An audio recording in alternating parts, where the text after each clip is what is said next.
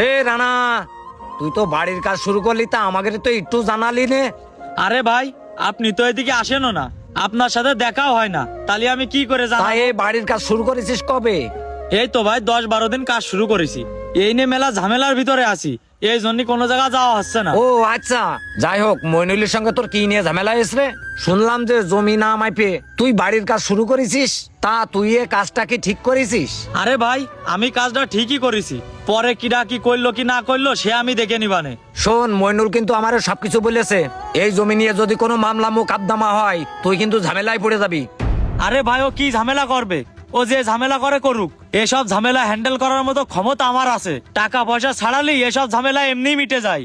তা ওরে আপনি কয়ে দিয়েন, ও যা পারে তা করে নি। আমি চাইলাম তোকে রে ঝামেলা নিজেদের ভিতরে মিটমাট করে দেব। তুই যেহেতু শুনবি নে, তোর মনে যা কয় তুই তাই কর, আমি চলে গেলাম। হ্যাঁ, যান যান, আমার জমি আমার ঝামেলা সব আমি দেখপানে। তালি মামা, সাধন ভাই আইছে, দেখ কি দেখি হয়, ঝামেলাটা যত তাড়াতাড়ি সম্ভব মিটে ফেলা। আমি গেলাম, আমার আচ্ছা একটা কাজ আছে। ভাই, রানার সাথে কথা হয়েছে? হ্যাঁ, আমি রান্নার সঙ্গে কথাবার্তা বলেছি। ও বাড়ির কাজও বন্ধ করতে পারবে না, জমিও মাপতে পারবে না। এটা কোনো কথা ভাই? সব জায়গায় কিন্তু গাছ আর ক্ষমতা চলে না। ও যদি জমি না মাইপে বাড়ির কাজ শুরু করে, তাহলে আমি কিন্তু মামলা মুকদ্দমা জমা করে দিলাম।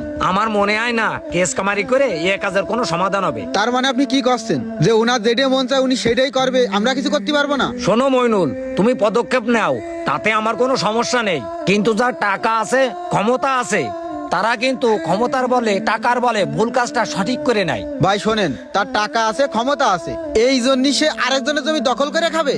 একটা কথা কছি মনে রাখেন,